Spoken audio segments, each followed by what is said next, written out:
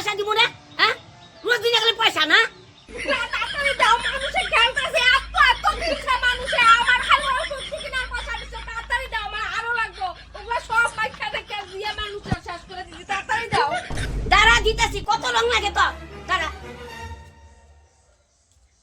A few moments later.